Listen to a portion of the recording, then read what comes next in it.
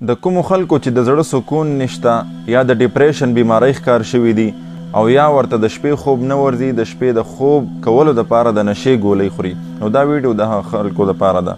مسلمانانو ورونو، ډپریشن، د زړه سکون، د خوب نه راتلل، دا ډېر یو خطرناکې بیماریانې دي چې په دې سره د انسان زندگی بالکل ختمیږي. نو لحاظه په دغه بنیاد باندې چې اکثر خلکو به رابطه کوله چې یاره جي هر څه شته دی خو د زړه سکون هم نشته دی. بل دا دی چې د ډپریشن ښکار شوي یو، بېځایه سوچونه دي او تکلیفونه دي او زندګۍ کې ما خوند نشته، هغه سکون پکې نشته دی. دغه رنګې د شپې چې بیا کله وده کېږو، پیسه، خوراک، هر څه اویلیبل وي، هر څه وي، خو خوب بیا هم نه راځي، بې ارامه یو. د خوب دپاره مونږ د نشې ګولۍ استعمالو.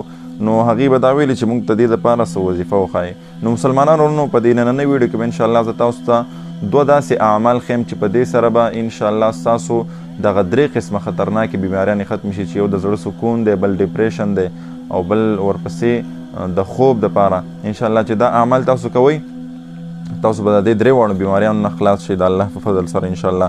دا ډېر مجرب اعمال دي. نو لحاظه دغه ویډیو مکمل وګورئ، دغه اعمال شروع کړئ. انشاءالله په دې سره به الله تاسو د دغې تکلیف نه، د دغې مصیبت نه خلاص کړي.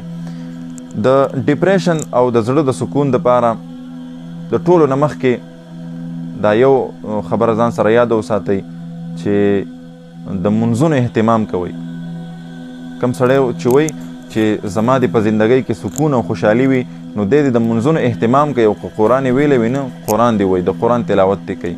ځکه قرآن کې الله فرمایي بسم الله الرحمن الرحیم الا بذکر الله تطمئن القلوب. د زړونو د اطمینان چې دی د الله رب العزت په ذکر کې اچولی دی. کم مسلمان، کم انسان چې ذکر کوي، د ده زړه به مطمئن وي، د ده زړه ته به سکون میلاویږي، زندګۍ کې به یې هغه تنګوالی نه وي. نو لحاظه چې چا قرآن ویلی هغه د قرآن تلاوت کوي، که قرآن یې نه دی ویلی نو ذکر او اذکار دی کوي. په ذکر او اذکار سره به انشاءالله الله دی مطمئن ساتي، د زړه به مطمئن وي. ورپسې د منځونو اهتمام شو، تلاوت، ذکر، اذکار دا کوئ. دې سره سره دا عمل د تاسو څخه یم چې روزانه 121 مرتبه د سوره آل عمران 101 نمبر آیت دی، د هغې یو ټوکړه، د هغې یو حصه تاسو سره شریکوم. انشاءالله په سکرین به تاسو ته ښکاره شي. سوره آل عمران 3 سپاره ده جي. په هغې کې یو آیات دی، د هغې څه حصه ده، په هغې کې دغه وظیفه به تاسو کوئ د ورځې 121 مرتبه. هغه څه داسې ده چې بسم الله الرحمن الرحیم من بعد الغم امنة نعاسا، من بعد الغم امنة نعاسا. چاته چې نه ورځي انشاءالله تاسو سره زه په دې سکرین باندې ولیکم، تاسو ته به انشاءالله ښکاره شي. نو د دغې عمل شروع کوئ. ورپسې چې کله وده کېږي، دا خصوصا چې چاته خوب نه ورځي او د نشې ګوله استعمالوي، د هغې دپاره دا وظیفه ده. نو چې کله وده کېدی، دغه ټایم کې به تاسو دا عمل کوئ چې کله وده کېږئ نو مونځ اودس یې وکړو، ښه په سنت طریقه باندې به راشي، بستره به ځان ته وڅنډئ، په ښي اړخ باندې به څملې څنګه چې سنت طریقه ده.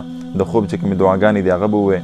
هغې نه پس به 33 بار یعنې 33 شپېرې سبحان الله، 33 شپېرې الحمدلله او 34 شپېرې الله اکبر دا به ووایې. هغې نه پس به 100 مرتبه یعنی 100 پیرې لا حول ولا قوة الا بالله، لا حول ولا قوة الا بالله، لا حول ولا قوة الا بالله دا به ووایې. انشاءالله د دې عمل د برکت نه به تاسو د نشې دا ګولۍ پرېږدئ او پر سکون ژوند به تېرېږي انشاءالله او بهترین خوب به درځي انشاءالله.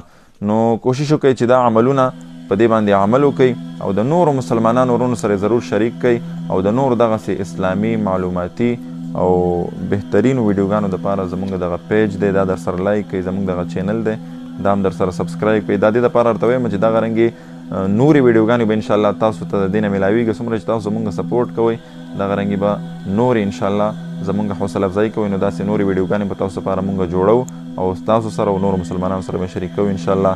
الله یې د عمل کولو توفیق راکړي. الله هم ښاد او آباد او بریالي ساته. السلام علیکم ورحمة الله وبرکاته.